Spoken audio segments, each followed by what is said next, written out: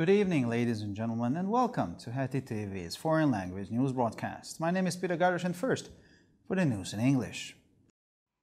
As 2024 will be a decisive election super year, we know that there will be enormous pressure, but in the future we will not give in to any kind of blackmail and we will not give up representing national interests, the foreign minister wrote on his community's page. According to all available and serious statistics, this year will be the Super Bowl of politics. As never before has it been the case that elections are held in 78 countries in the world in 1 year, the results of which will directly affect nearly 4 billion people. He stressed that 2024 would be an election super year, with Hungary taking part in the European Parliament elections, but also hundreds of millions of citizens in the United States, Russia, India, Mexico, and the United Kingdom. With nearly half of the world's population likely to vote, the outcome of this year's elections will be a defining moment for the whole world. A senior commander of the elite Hezbollah unit Radwan regiment was killed in Israel's attack on southern Lebanon, 3 security sources told this to news agencies. According to the sources, the commander, Visham Al-Tawil, was the deputy head of a unit in the regiment. The security sources also reported that in addition to the commander, another Hezbollah fighter was killed when their car was hit by a car near Majd al-Salim in Lebanon. Israeli bombardments have already killed more than 130 Hezbollah fighters in southern Lebanon since cross-border fightings began following Hamas's attack on Israel on the 7th of October. A further 19 have been killed in bombings in Syria. In 2 televised speeches last week, Hezbollah Secretary General Hassan Nasrallah warned Israel against launching a full-scale war against Lebanon. Anyone who contemplates the war against us, in a word, will regret it, the Secretary General said. Donald Tusk's government will be forced to systematically settle the issue of public service media after President Andrzej Duda vetoed legislation to fund public media, according to Marcin Mastalerek, the head of the state's cabinet. Mastalerek's comments came after the Polish head of state called a meeting on Monday with members of the National Media Council, or RMN, which oversees public media.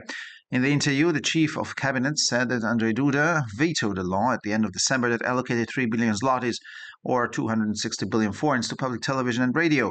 The new ruling coalition will not have money for television, so it will have to solve the issue systematically. In December, the head of the state justified his veto of the law supplementing the budget law by saying that the government had blatantly violated the constitution in its restructuring of public media. Russia evacuated hundreds of Belgrade residents on Monday after the city, which is close to Ukraine, came under repeated Ukrainian attacks recently. In a video posted by regional governor Vyacheslav Gladkov, he said that around 300 Belgorod residents decided to temporarily leave their homes.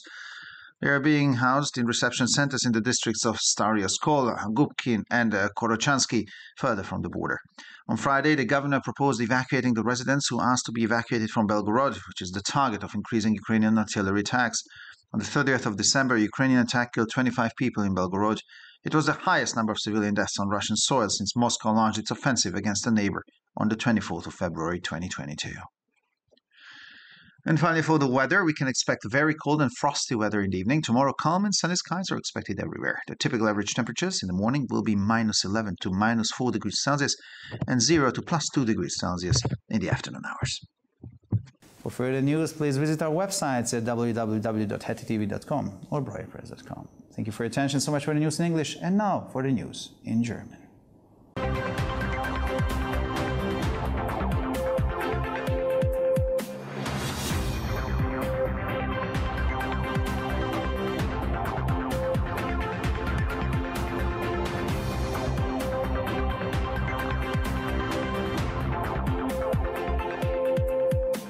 Schönen guten Abend, liebe Zuschauer. Mein Name ist Peter Gardosch und nun zu den Nachrichten auf Deutsch. Da 2024 ein entscheidendes Superwahljahr wird, wissen wir, dass es enormen Druck geben wird, aber wir werden in Zukunft keine Erpressung nachgeben und die Vertretung nationaler Interessen nicht aufgeben, schrieb der Außenminister in seinem Gemeinschaftsbeitrag. Nach allen verfügbaren und seriösen Statistiken wird dieses Jahr der Super Bowl der Politik sein, denn noch nie zuvor wurden in 78 Ländern der Welt in einem Jahr Wahlen abgehalten, deren Ergebnisse fast 4 Milliarden Menschen direkt betreffen werden. Er betonte, dass 2024 ein Superwahljahr sein werde, in dem Ungarn an den Wahlen zum Europäischen Parlament teilnehme, aber auch hunderte Millionen Bürger in den Vereinigten Staaten, Russland, Indien, Mexiko und dem Vereinigten Königreich. Da fast die Hälfte der Weltbevölkerung zur Wahl gehen wird, wird der Ausgang der diesjährigen Wahlen ein entscheidender Moment für die ganze Welt sein. Ein hochrangiger Kommandeur der Hisbollah-Eliteeinheit Radwan-Regiment wurde bei dem israelischen Angriff auf den Südlibanon getötet, wie 3 Sicherheitsquellen gegenüber Nachrichtenagenturen erklärten. Den Quellen zufolge war der Kommandeur Wisham al-Tawil der stellvertretende Leiter der Einheit des Regiments. Neben dem Kommandeur sei ein weiterer Hisbollah-Kämpfer getötet worden, als sein Auto in der Nähe von Majd al-Selim im Libanon von einem Auto gerammt wurde, hieß es weiter. Seit Beginn der grenzüberschreitenden Kämpfe nach dem Angriff der Hamas auf Israel am 7. Oktober wurden bei israelischen Bombardierungen bereits mehr als 130 Hisbollah-Kämpfer im Südlibanon getötet. Weitere 19 wurden bei Bombardierungen in Syrien getötet.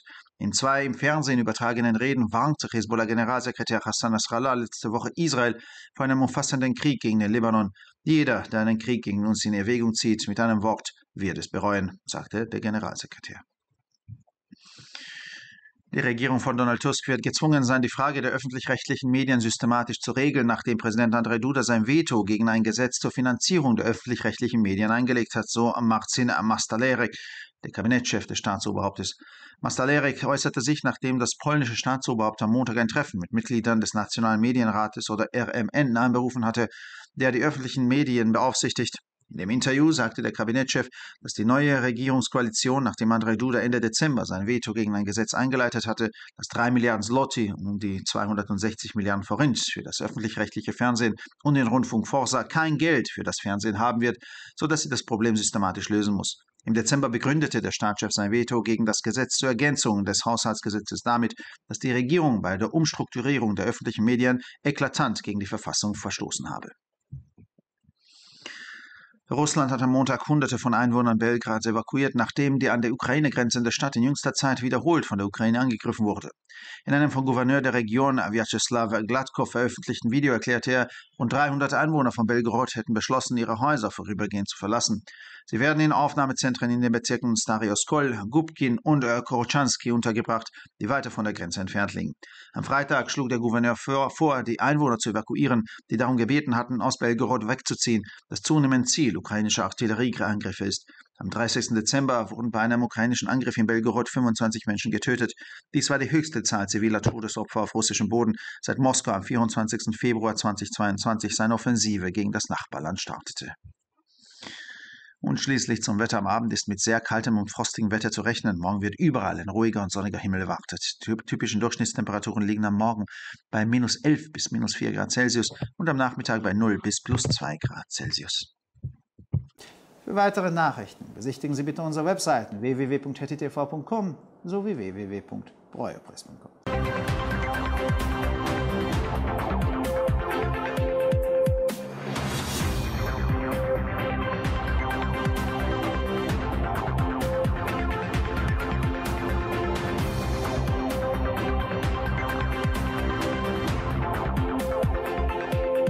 ערב טוב, גבירותיי ורבותיי, שמי אדם ברויר זאבי, ואלה הם החדשות בעברית. מכיוון ש-2024 תהיה שנת בחירות מכרעת, אנחנו יודעים שהלחץ יהיה עצום, אבל בעתיד לא נכנע לשום סוג של סחיטה ולא נוותר על ייצוג האינטרסים הלאומיים, כתב שר החוץ ברשתות החברתיות. פיטר סיארטו הצהיר כי על פי כל הסטטיסטיקות הזמינות והרציניות, השנה תהיה הסופרבול של הפוליטיקה, שכן מעולם לא קרה בעבר שבחירות נערכו ב-78 מדינות בשנה אחת, שתוצאותיהן ישפיעו ישירות על כמעט 4 מיליארד בני אדם. הוא הדגיש כי 2024 תהיה שנת סופר בחירות, שבה גם הונגריה תשתתף בבחירות לפרלמנט האירופי, אך מאות מיליוני אזרחים יצביעו גם בארצות הברית, רוסיה, הודו, מקסיקו ובריטניה. מכיוון שמחצית מהאוכלוסיית העולם תגיע לקלפי, תוצאות הבחירות השנה תהיינה חשובות עבור העולם כולו.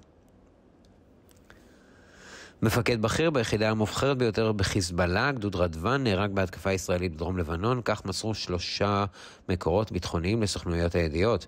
לפי המקורות, המפקד ויסם אל-טוויל היה סגן ראש אחד מיחידות הגדוד. עוד מסרו גורמי הביטחון כי בנוסף למפקד נהרג לוחם חיזבאללה נוסף מפגיעת רכבם ליד מג'דל סלם בלבנון. הפצצות ישראליות הרגו יותר מ-130 לוחמי חיזבאללה בדרום לבנון מאז החלה הלחימה חוצת הגבולות, לאחר שחמאס תקף את ישראל ב7 באוקטובר. עוד 19 בני אדם נהרגו בהפצצות מסוריה. בשני נאומים בטלוויזיה בשבוע שעבר הסיר מזכ"ל חיזבאללה חסן נסראללה את ישראל בפני פתיחת מלחמה בקנה מידה מלא נגד לבנון. כל מי שחושב על מלחמה נגדנו יצטער על כך, אמר מזכ"ל חיזבאללה. ממשלתו של דונלד טוסק תיאלץ לסדר באופן שיטתי את סוגיית התקשורת הציבורית לאחר שהנשיא אנדרי דודה הטיל וטו על החקיקה המבטיחה את מימון התקשורת הציבורית, הכריז מרסין מסטלרק, ראש הסגל של ראש המדינה. מסטלרק מסר הצהרה בקשר לעובדה שראש המדינה הפולני זימן את חברי מועצת התקשורת הלאומית המפקחת על התקשורת הציבורית לפגישה ביום שני. בריאיון הצהיר ראש הקבינט כי לאחר שאנדרי דודה הטיל וטו על החוק המעניק 3 מיליארד זלוטי, כלומר כמעט 261 מיליארד פורינט הונגרי לטלוויזיה ולרדיו בשירות הציבורי בסוף דצמבר, לקואליציה הממשלתית החדשה לא יהיה כסף לטלוויזיה, ולכן היא תיאלץ לפתור את העניין באופן שיטתי. בדצמבר נימק ראש המדינה את הווטו שלו על החקיקה המשלימה את חוק התקציב, בכך שהממשלה הפרה באופן בוטה את החוקה במהלך שינוי התקשורת הציבורית. ביום שני פינתה רוסיה מאות מתושבי בולגורוד, העיר הגדולה הקרובה לאוקראינה, נפגעה לאחרונה מהתקפות האוקראינים מספר פעמים. מושל האזור, ויאצ'סלב גלדקוב, אמר בסרטון שפרסם שכ-300 תושבי בולגורוד החליטו לעזוב זמנית את בתיהם. הם ממוקמים במרכזי קליטה במחוזות סטארי, אוסקול, אובקין וקורוצ'נסקי, שנמצאים רחוק יותר מהגבול.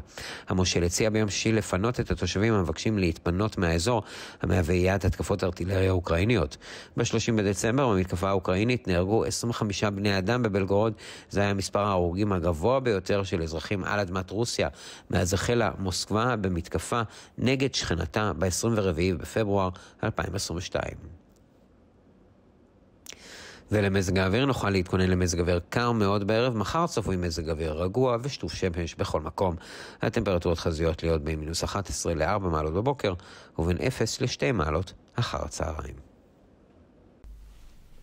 לחדשות נוספות, אנא בקרו באתרי האינטרנט שלנו ב-hattitv.com או broyerpress.com. תודה רבה והמשך ערב נעים.